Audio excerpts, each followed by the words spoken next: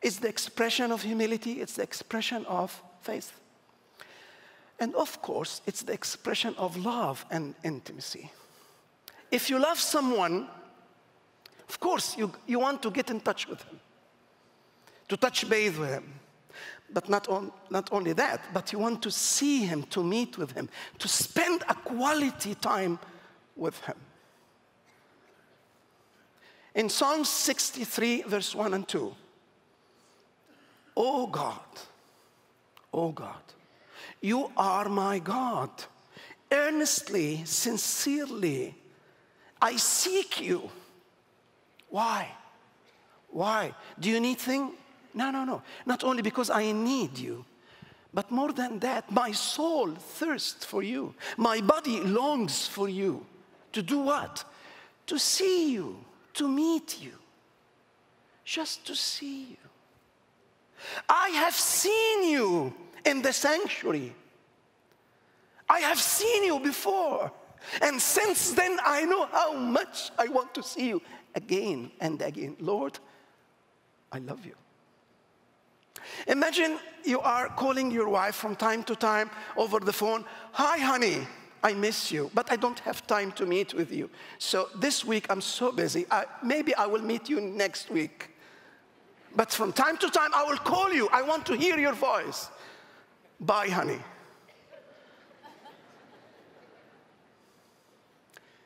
If you love her, you want to meet with her. You want to see her. You want to be intimate. And this is the prayer. To go into the very presence of God. And to stand there and to open your eyes. Lord, I want to see you. I want to hear you. I want to touch you. Because I love you. Yes, I need you. Yes, I believe in you. But more than that, I love you. According to this thermometer, when I measure myself, I'm really disappointed of myself. And we have to be honest that how much we really walk with humility with him, how much we believe in him, and how much we love him. Going back to this wonderful story, we can see three main lessons in this story about prayer and the power of prayer. Number one, we see clearly that what is happening up the hill is determining for sure what are the results down the valley. The same Joshua, the same army, men of God, mighty warriors, the same enemy, the same day, the same weather, the same land, the same geography, the same everything. But as long as Moses held up his hands, the Israelite Joshua was winning. Whenever he lowered his hand, the Amalekites were winning. Yes, we need Joshua. We need to go and love people. We need to go and minister. We need to go and work. We need to be incarnated in the society. But the result of all what you are doing down the valley, man to man,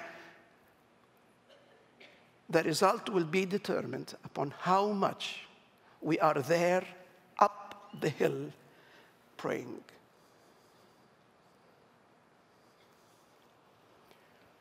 Wow. If you understand this secret, if we abide to this truth, if we going to do it by the book.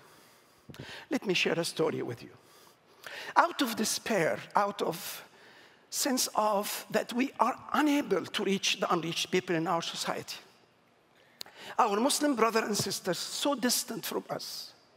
Their minds are so blocked against the gospel of Jesus Christ. They have been brought since their birth, not to think, not to doubt, not to ask, not to believe in what we believe. So we decided to use the power of prayer to go up the mountain, up the hill, and to raise our hand and to shout, Lord, Lord. We failed. We did our best to reach them, but we failed. We failed. The Amalekites were winning for centuries and centuries. Why not to try other way to go up the mountain? Lord, we cannot go to them, but you can. You need no permission. You can come directly from heaven to visit them in visions and in dreams. You can break through the mighty doors. You can be there revealing yourself. And if you go to them and send them back to us, we will baptize them. Let's make a deal. We felt in the beginning that we are crazy. But the last maybe 20 years, we have seen this happening in big numbers. In big numbers. One of the stories that happened very recently. A lady, she is a doctor. Jesus visited her. And she believed in him. And she became a secret believer. But how come to live in her family as a secret believer while her husband and her daughters are not? So she started to use this mighty method to send Christ to her husband. Lord, appear to him. The same way you appeared to me, appear to him. And she insisted until he visited him and he accepted Christ. So why not our children, one by one, until every one of them visited by Christ? Why not my sister too? My sister, she's my sister, my buddy. So go to her. And then Jesus visited her sister. Why about my nephew, my sister, daughters? We want all together to get to know you. So they brought her to our church to attend one of our worship services. And to my surprise, we were there together. She saw Christ in the pulpit, talking to her, inviting her to accept him. And we didn't see him, but she saw him. He appeared to her personally inside the sanctuary. And the whole family got baptized together, all together.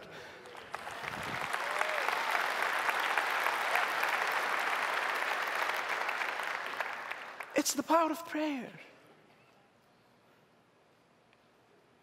that can make the impossible possible. Do we believe that he exists? And he rewards those they seek him earnestly. This is the story of Moses. In John 14:12-14, I tell you the truth. Jesus is saying to his disciples, to his church,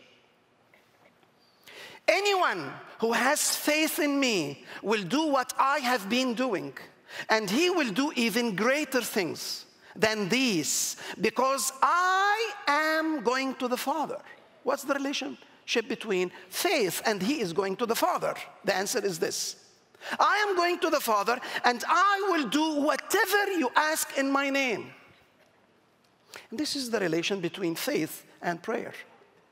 If we believe in him, that he is a risen, living Lord, sitting on the throne, listening to our prayers, then we can do much more than what he did, because he is going to do it. It's a blank check. Some of us will understand it in a different way. Okay, let's go to him and see and ask, Lord, I want 3 Mercedes. And 4 wives. No, only one wife, only one.